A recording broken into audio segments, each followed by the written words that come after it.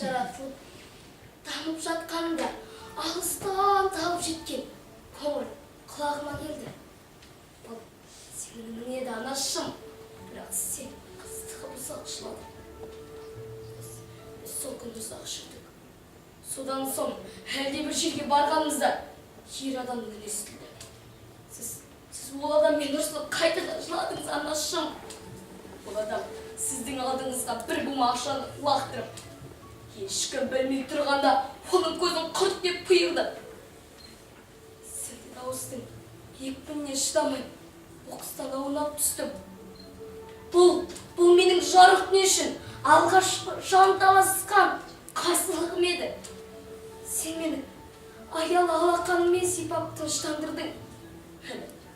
Дамып үлгермеген мені өлтіруге бұйрық берген әкем қандай қатал адам еді. Мені өлтірмеші, анашым. Менің өмір сүргім келеді. Мені бөлшектеп тастауға рұқсат бермеші. Ашуыза жас болып, сыртқа шығып, шеңдеп қалған сен емене басып ақшаны алды. Сөйтіп, мені өлтіруге шешім қабылдым. Әкеңнің кабинетінен шығып.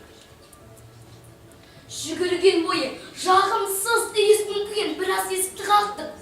Бірақ менің бағыма қарай сені қараған дәрігерлер енді барлығы кеш екенін айтты.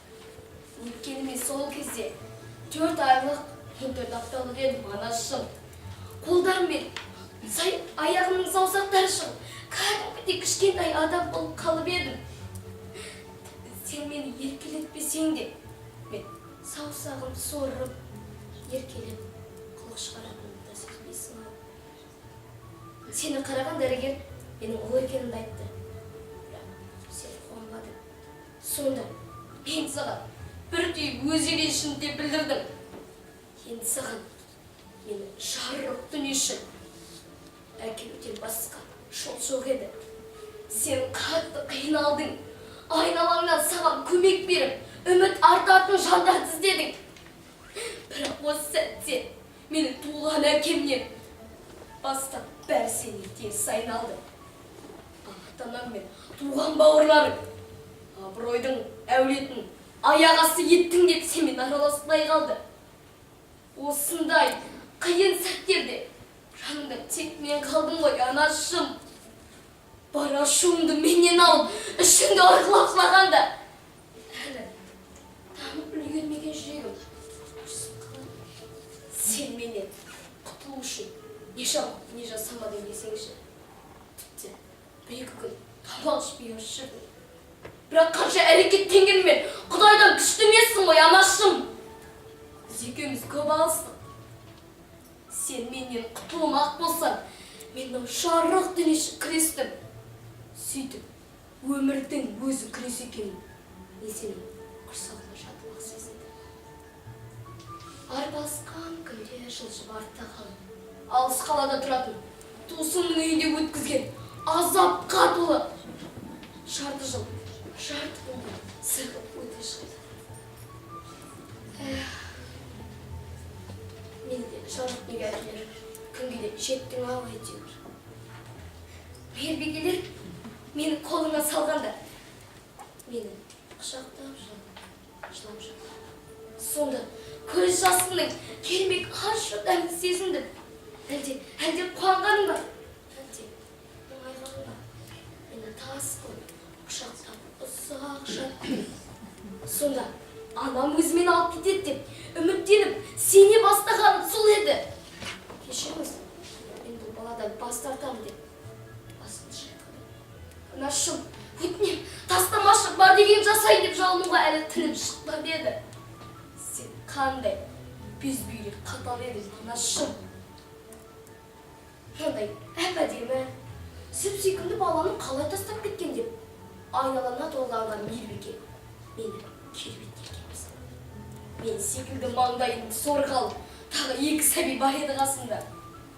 3-ші күн дегенде шырқырап, жылап жатқанымда мені мейірімді қол құшағын алды. Оның иісі сенің иісіңе ұқсамаса да, оның көзінен төгілген жылулық маған мейірім сыйлады. түнде ғана 10 жыл күткен сәбиі шетінеп, көзінен жас сорғалаған ана бойы қалқыған мен күйі мені құшақтап жатты. Түнде ғана тамақ ішпей шырқырап жатыр едім. Ол ана мені құшағына алды да емізе бастады. Өзін бақытты сезінген ол маған емірете қарап, бұл менің балам деді. Сол күннен бастап мен бір сәбиін 10 жыл күткен бір мұңлықтың перзенті атандым. Мен атанғанды ғана емес, тұтастай бір әулетті бақытқа бөледім. Ата-анам, ата-әжем мені қатты жақсы көреді. Әсіресе анам бір жерім ауыра қалса, жаным қояр жер таппай қалады. Тіпті қайғыны алғашқы қадам жасағанымды, қайғыны әріпті артқанымды өзінің күнделігіне жазып жүреді. Шаттанып, қуанып түскен суреттерімді әлеуметтік желіге салып, өзін ерекше бақытты ана екенімде айтып жатады. Анашым, сізде мен қуанып, шаттанып түскен суретімді көріп, менің де тастап кеткен сәбиім осындай болып қалған шығар деген ой жүрегіңізді шым еткізген болар. Иә, мен бақыттымын, анашым. Бірақ қанша бақытты болғанымен, әжетімнің түкпір сезімінде менің анам қайда жүр екен деген сұрақ тұрады. Егер сен мені тастамағанда, мен де сені осындай бақытқа бөлеп, әр күні қылғымен қуантар едім ғой. Жалғыз қалған сәттерде тірегім таянышым болар едім ғой. Неге сен мені